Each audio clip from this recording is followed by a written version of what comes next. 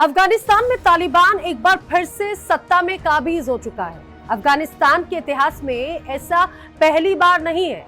चलिए समझते हैं अफगानिस्तान के इतिहास को कुछ मिनटों में। 1933 में ज़हीर शाह अफगानिस्तान के राजा बने और अगले 4 दशकों तक अफगानिस्तान में राजशाही करी। दूसरे विश्व युद्ध के बाद अफगानिस्तान को सोवियत संघ से आर्थिक और सैन्य मदद मिली और इस दौरान बुर्का जैसी प्रथाओं को खत्म करने जैसे कई सामाजिक सुधार भी हुए। 1973 में मोहम्मद दाऊद ने ज़हीर शाह का तख्ता पलटा और अफगानिस्तान को एक गणतंत्र देश घोषित किया। वो अफगानिस्तान के पहले राष्ट्रपति बने।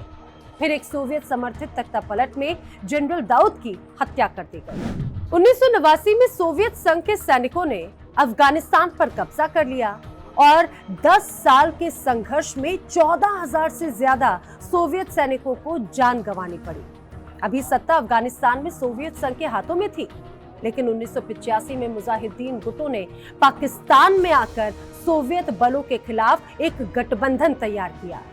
युद्ध की वजह से आधी अफगान आबादी विस्थापित हो गई, लेकिन 1989 और 90 में कड़ी मशक्कत के बाद अफगानी मुजाहिदीन ने अमेरिकी मदद से सोवियत को बाहर का रास्ता दिखा दिया और इसी मुजाहिदीन का कमांडर बना पश्तून आदिवासी समुदाय का सदस्य मुल्ला मोहम्मद उमर। उसी मुल्ला उमर ने आगे चलकर तालिबान की नींव रखी। तालिबान का जन्म साल 1990 में उत्तरी पाकिस्तान में हुआ, जब अफगानिस्तान में सोवियत संघ की सेना वापस जा रही थी।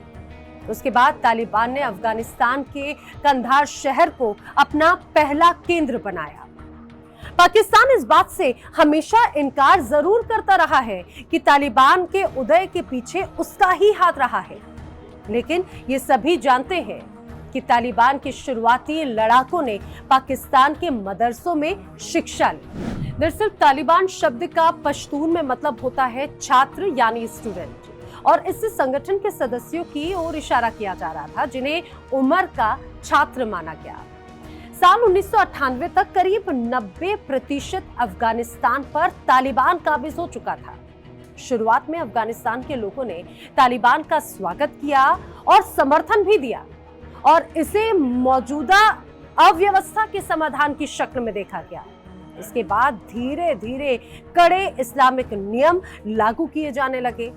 चोरी से लेकर हत्या तक यहाँ पर दोषियों को सरेआम मौत की सजा दी जाने लगी। समय के साथ साथ रूढ़िवादी कट्टरपंथी नियम भी लोगों पर थोपे जाने लगे।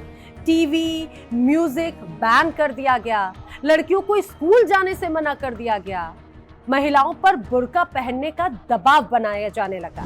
दुनिया की नजरों में तालिबान आया अमेरिका के वर्ल्ड ट्रेड सेंटर पर आतंकी हमले के बाद, जब अल-कायदा सरगना ओसामा बिन लादेन 11 सितंबर 2001 के आतंकी हमले की प्लानिंग कर रहा था।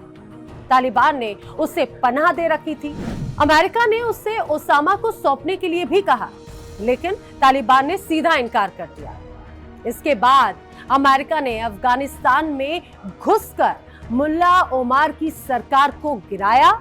ओमर और बाकी तालिबानी नेता पाकिस्तान भाग गए। यहां उन्होंने एक बार फिर से अफगानिस्तान लौटने की तैयारी शुरू की। पिछले साल फरवरी में अमेरिका और तालिबान ने ऐतिहासिक समझौता किया। इस समझौते में अमेरिकी सेना को 14 महीने में अफगानिस्तान छोड़ना था और इसके अलावा उसे अल-कायदा जैसे संगठनों को पनाह देना खत्म करना था। इस बीच तालिबान और अफगानिस्तान सरकार के बीच में जंग खत्म करने के लिए भी बातचीत होनी थी, जिसका ठोस परिणाम निकल नहीं सका। तालिबान आतंकियों से संपर्क खत्म करने का वादा भी नहीं निभा सका और अब अमेरिकी सेना के देश छोड़ने के साथ ही तालिबान की क्रूरता अपने चरम पर पहुंचने लगी है।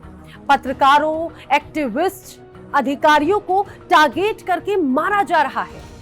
रिपोर्ट्स में नाटो के आलाकमान के हवाले से दावा किया गया कि तालिबान आज पहले से कहीं ज्यादा मजबूत होकर उभरा है।